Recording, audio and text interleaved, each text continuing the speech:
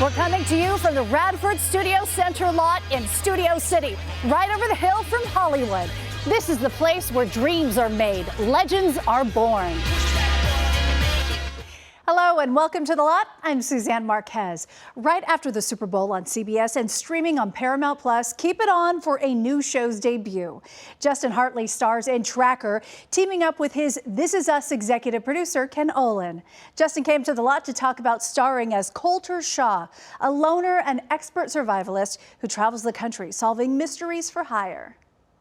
Justin, congratulations on Tracker. It looks absolutely incredible, and it's also a labor of love for you. Yeah, thank you very much. I appreciate it.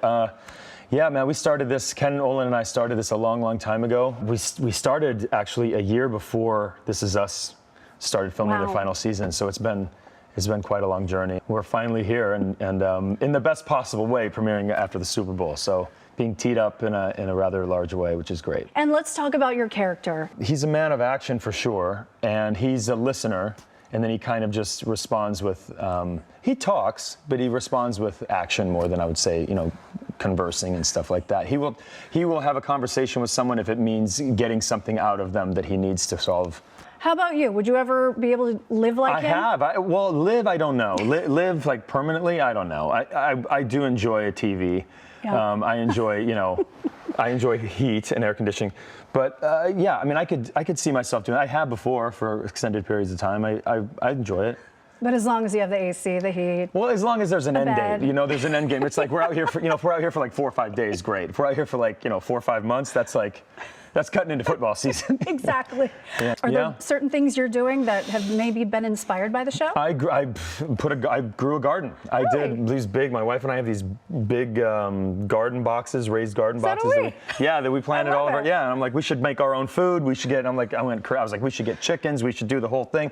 We didn't get chickens. But I got chickens. Did you? Yes. Okay. How's it going? It's great. Yeah. We just keep them in a pen though, because we're in Studio City. You can't let them roam free. I think I've heard your chickens. You probably have. I think I've heard.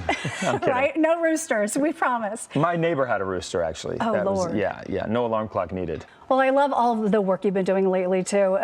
Do you credit it to the This Is Us fame? Does it feel like this is such a special time in your life? It's pretty great. I mean, what's interesting is, especially as an actor, you're lucky to get a job. And then to be able to keep a job and then sustain a career for an extended period of time. I still can't believe that I've been doing this for as long as I have. It seems like I just got here.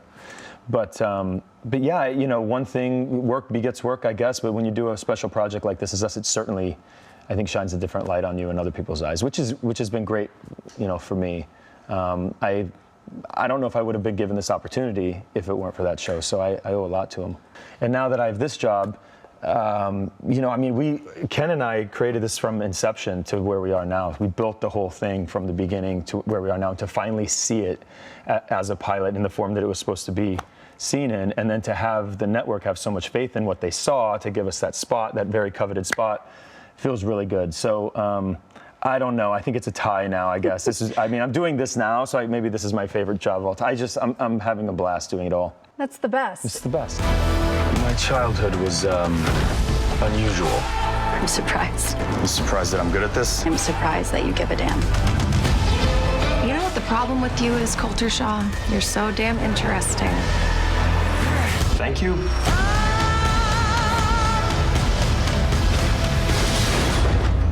You strong swimmer? So-so. So-so. So-so's okay. And before kickoff, Grammy winner Andra will perform Lift Every Voice and Sing.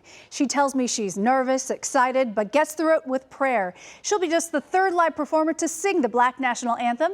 First it was Alicia Keys, then Cheryl Lee Ralph. And she has some great musical company with her Super Bowl Sunday. The Super Bowl is set. 8-time Grammy winner Usher will do halftime. Post Malone sings America the Beautiful. Country music legend Reba McEntire will sing the national anthem. And Grammy and Golden Globe winner Andra will perform Lift Every Voice and Sing inside Allegiant Stadium. And you've played in front of massive crowds, but the audience of the Super Bowl is so massive, more than 100 million viewers. Thank you for reminding me. No. I'm like, oh, great. No. I am so happy for you. Congratulations. What is it like to just be the second person set to take the stage pre-Super Bowl to perform the Black National Anthem? Probably the cliche words. It's an honor. It's a blessing. It's so exciting. I think the song means so much to me and to a lot of people. And so to hear it in these huge arenas with such an audience and such a massive crowd, it's really exciting. It's really a blessing. I feel super grateful because it's something I've wanted to do for such a long time. Have you been to Vegas? Do you have any stories? I mean, they always say what happens in Vegas stays in Vegas. I'm an oversharer, so that rule doesn't apply for people like me. But no, my dad lives in Vegas. My father lives in Vegas. My stepmother lives in Vegas as well too. So, I have family out there. My auntie, uncle, my cousins live in Vegas. So, do I have a Vegas story?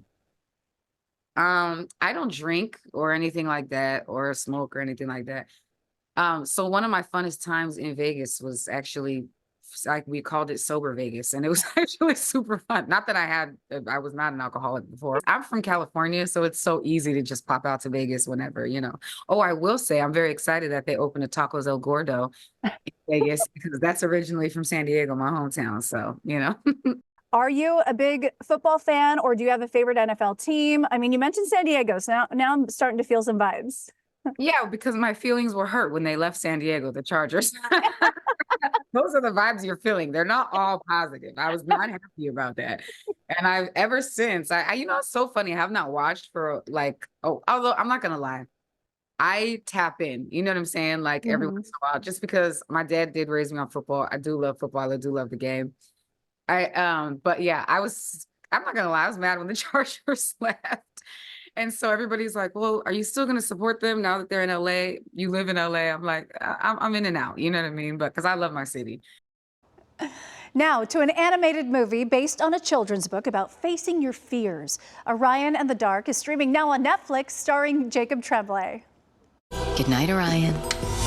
But all the things I'm afraid of, I'm most afraid of the dark. A boy with a long list of fears meets his biggest in Orion and the Dark, based on a popular children's book. You come watch me do my job for one night, and you'll finally see that I'm nothing to be afraid of. Jacob Tremblay says plenty of people will relate to his character. Especially Orion has really over dramatic, kind of anxieties. But I think everyone in a way has their own. Orion, I'm gonna get you to overcome your fears if it kills me. And I'm immortal, by the way, so I've got all the time in the world. Emmy winner Paul Walter Hauser puzzled over what kind of voice the Dark should have. Abrasive and sort of animated, for lack of a more on-the-nose term. And then at the same time, it can be vulnerable, and you realize that this is a guy who's kind of hurting and feels misunderstood. Every day I bring brightness and hope to the world, and you bring the exact opposite. Whatever. The filmmakers found it tough pitching characters like Quiet and Dark. We have a character, we don't want to hear her very well. For a studio, that's like, what? Yeah. And we have a Dark, and we don't want to see him very well. And they're like, what? You really think you can fix everything I'm afraid of in one night? One night can change everything. Such a sweet message, too. When we come back, we're talking to one of the stars of Griselda, Juliet Restrepo, and she has new projects in the works, too. Voy a llamar al ejército de los Ochoa. Que se mueran todos igual.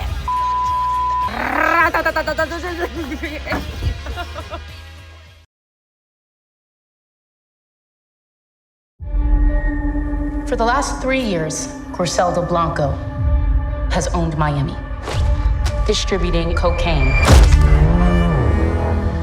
Ms. Blanco's operation has been efficient, deadly, and incredibly successful.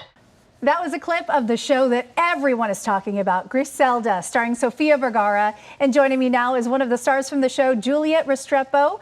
I'm so excited to have you. Are you having the best time celebrating the show? Yes. I knew it was going to be good, but their response has been incredible. I'm excited. Yeah, it's pretty wonderful because women are celebrated. We get to see just how tough women get to be, but also based on a reality. I love that it's based on a true story. I know people are going to relate with the story and the characters, and they're so complex too, and I think that's fascinating. Maybe that's why people are loving it so much. Oh yeah, right out the gate we relate with the women because they've been through stuff. We've all been through something. Yeah. All women can relate to that feeling of feeling powerless and out of control, and we all want individuality and control of our and destiny. Respect too, you know, like, and then you see Griselda like fighting for that. She's taking care of her family. She's a mom and she's an entrepreneur in some way too. And then we have the cop, and she's like the good girl in the story. But then you're rooting for Griselda as well, because you kind of like understand what she's going through. So I think it's fascinating. I mean, I was watching the show and I couldn't believe I got to be part of it. I love that when you actually get to see it and you're like, oh, it's even better than it felt. Yeah, I know. I remember like going through the scripts. I sent the tape and the audition, and then it was great. And then I was like hoping for the call, and then I got the call, and then I was shooting it, and then I had so much fun with it. And then I watched the show recently, and I'm like, oh, okay. I can't even say how it felt, because it was great. I mean, it's so good, like the cinematography, the music, acting, like the cast and crew. I mean, I think everything was just like right time, right moment. So it was perfect. I'm so glad that people are able to watch it now. And let's talk about your character. Yeah. I love it. Marta. Yeah, that's Marta Ochoa right there. She's a free spirit. She's wild. And she's so different from me too. Yeah. And that's why it's so fun for me to play her. But it's so fun that most of my scenes are with Sofia as well, you know? So I get to create with her. We got to collaborate, and that's incredible. So that's something that I really love about Marta. And I think she, in this world driven by men, she doesn't know that you can be so powerful as a woman. And that's what she finds in Griselda. When you get to work in something like Griselda, like all those no's that you get in your journey, they're payoff. You know, like this is why I've been pursuing this for so long. Because every time someone rejected me or I didn't get the job that I wanted, and I was like, okay, let's see what's next, and just let's keep doing it, let's keep going, and then you get this, and you're like, okay, here's the persistent, and I know when I'm opening doors here, I'm also opening doors for a lot of people that come behind me, as Sofia Vergara has done. Yes, and she's talked about how hard it's been for her. Yeah. Even though she's one of the highest paid actresses in television, it has been hard for her. She's been, pigeonholed into roles. She talked about her accent being a barrier. Yeah, and I think she worked on this one for 15 years. Wow. Until you can, guys, finally watch it. So it's a long journey, and I don't think people talk a lot about that, but I think it's so important to remember how hard it is, and then you have to just keep pursuing it, and if it's your dream, just go for it. So I'm just grateful for like the inspiration that comes from people like Sofia. So I mean, imagine this, my first day on set working with Sofia, like there she is, and there she is with Colombian treats, and then she's like treating everybody like amazing, and then you see her on screen and you're like, and she did that too. So she's a badass, not only on screen as Griselda, but in real life too. So I'm so glad that we have those role models in our life. You have another project, Switch Up?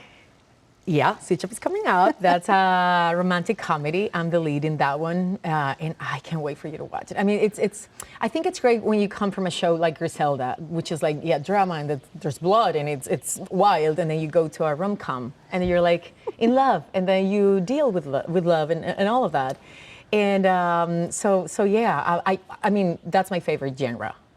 Romantic comedies. We never get enough. I'm like, they put so much money into the big Marvel movies, which there's a place for that. We need more of these, like rom-coms, guys. We need more. Yes. And you have another role coming up. Yeah, I got to be the lead in this film called Estimados Señores, which is Dear Gentlemen, and it's about the suffragette for women in Colombia and how we got it. Oh, wow. So that's in 1954. Okay. And this woman, Esmeralda Arboleda, which is the woman I played in the film, she was oh my God, she's a hero. She's a hero. She passed a few years ago. I didn't get to meet her, but I got to talk to her son, and he wrote a book about her. So we did the film, and it's such an inspiring film. And the best thing about it is, I was pregnant. So I was pregnant when I was shooting Griselda, but when I was doing this film, which was like 2 months right after I wrapped Griselda, I had this tiny belly with a girl coming, and I was representing all these women from Colombia fighting for their rights. That's so wonderful to get a vote. To have this memory linked with your daughter and God. how it affected your future and hers. Yeah, and my mom, which always wanted to be an actress, and she's finally like acting. I mean, she's 70. Mom, she told me that I'm allowed to say her age. Okay, she's been acting for a few years, and she got to be in the film too. So it was like 3 generations. Yeah, she's like 3 generations in the same film. So that's really powerful. And I have these monologues like based on true events. Like she actually, Esmeralda, she actually said those words, and I'm the one to, I don't know. I mean, I got a gift, just being the one to, saying the words and showing the world how powerful we can be. And yeah, thanks to her, we're voting now in Colombia, and that was very important in Latin America too. So I'm honored, and I can't wait for the world to watch that film. I know it's going to be very inspiring too. Oh yeah, your mom has to go with you to the movies. I mean, you made her dream come true. I know, she's so good. I mean, she's really good. Well, now you know where you got it from. You got it from your mama. I don't know if Lucia, my daughter, is going to be an actress, but hopefully we'll keep it. Yeah, in the family. You're going to find something for her. Sound engineer, director, whatever she wants to do. Yeah, for now, she's 1 year old and she dances. There you go. So she's already an artist, though. There you go. I know, yeah, there she is. Thank you, yeah. Thank you. Marta, cuéntame una cosita. En estos días tú has visto a Johnny y a tu primo Fabio hablar o reunirse de pronto en privado. ¿De qué tienes miedo? Nadie te va a ver nada ahora. Solamente quiero estar segura. When we come back, industry insider Gray Drake and I had a great time covering the Grammys, and we're bringing you some of the best moments from the red carpet. Girl. Yes! We are here for you. Whoever's carrying your purse. I'm going to need a flosser after this.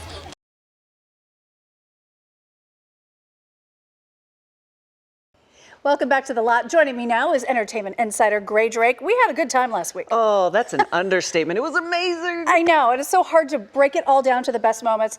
But one of the most unforgettable was legendary singer-songwriter Joni Mitchell, who won Best Folk Album and made her Grammy performance debut with a stunning rendition of Both Sides Now. God, it was incredible. I was crying. We were texting. It was a very emotionally cathartic night. It really was. Like, I felt dehydrated after that Grammys, and Joni just sealed it for me. And just seeing everyone on the stage with her and knowing how much it meant to them, it was really beautiful. Yes, so we're going to show you some of the highlights of talking to those performers who took the stage with a legend. I've looked at clouds from both sides now. 50 years after winning her first Grammy, Canadian folk music legend Joni Mitchell performed at the Grammys for the first time. Don't give yourself away. We talked to Allison Russell, who was on clarinet and won Best American Roots Performance, and indie pop band Lucius, who sang vocals. Can you talk really quickly about how much Joni Mitchell has meant to you? Joni Mitchell is formational and foundational to me as an artist, as a writer, as a human being, as a Canadian girl. I've been listening to her literally since I was in my mother's womb. My mom is also from Saskatoon, Saskatchewan, just like Joni. And I've listened to her my whole life. Some of my most cherished, earliest musical memories are hearing her records, hearing my mom play piano along to them, hiding under the piano, watching her feet on the pedals and her hands on the keys. And you're taking the stage with her for her first Grammys moment. Because she likes my clarinet playing. I'm going to pass out for you. Hearing the clarinet for the first time on Joni Mitchell's album, Ladies of the Canyon, a song called For Free. That first time I heard clarinet and being electrified, and now I'm a nerdy clarinet player. So there you go. Everybody up on that stage supporting her is just there to support her, and they have their own careers in their own right, but we just want to let Joni shine, and the fact that we're even a small part of it is just, it's just a magical experience for us. Congrats on your Grammy win last year. What do you think of Joni Mitchell coming this year, doing her first performance? I mean, she's my hero, and that's not unique. Everybody's going to say that, but she is. She really, really is. Especially because of your category. I mean, did you grow up listening to her? Was she one of your inspirations? Oh, yeah. Yeah, I started listening to her when I was about 18 years old, and it kind of just changed the tapestry of the way I viewed and heard music and wrote music. And so, yeah, I'm so excited to see her perform.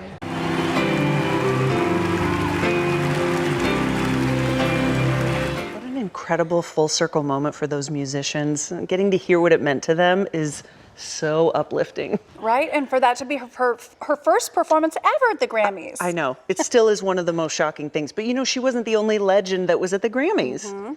Yeah, we had Tracy Chapman taking the stage. I don't know if she ever performed at the Grammys. She rarely performs, if at all. Right. We haven't seen Tracy Chapman for too long.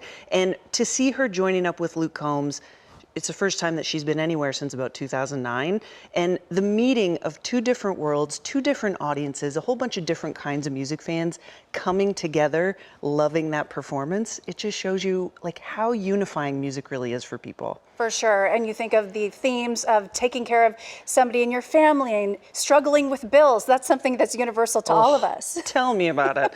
Yeah. And getting to see the two, I just loved every second. This seemed like an especially meaningful Grammys. And I love being able to talk to people beforehand and then get to see them up on that stage.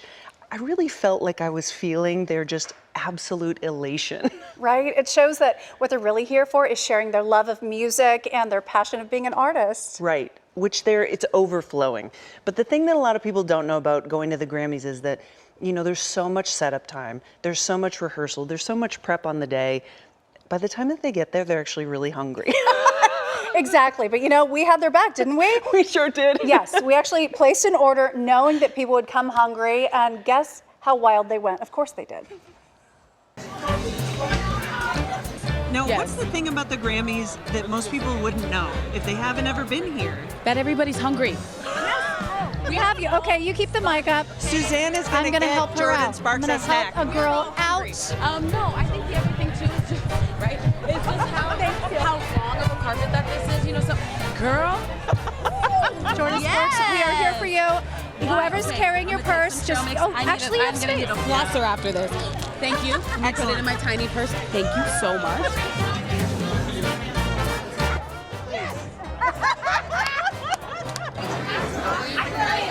Did that fall out? Oh wow. We have an assortment. I have two in my pot of the same brand already. Want a different one? Here, take another one. What would you like? What would you like? I love these. That's fine. I don't need one more then. I've two. Thank you though. I appreciate it. Yeah. One of my main issues right now is I'm very hungry. We have a snack. Here we go. Oh, are you serious? If you'd like to take one to go, give it to your team. Here we go. Thank you so much. Pick a treat, any treat. What do we get? We're sorted. We got soft and chewy granola bar by Kirkland. Look, you guys give me snacks. Yeah, you know it. So You're nice. picked. What's this? Yeah, I'll get this one. Thank you so much. I'm a California girl right here. I know, I grew up watching K-Count News. Yay! What's up? Full circle moment. Well, thank you for being on with us. You both look so gorgeous. Thank you. Congrats. An unforgettable Grammys, and I think we really made it sing with all those snacks. Oh yeah, that's definitely our good deed for the year, I think. I think we're good. We are. Yeah. We're set at least until the Oscars, Greg. That's it for The Lot today, but have a great weekend and a great Super Bowl, and we'll see you next week.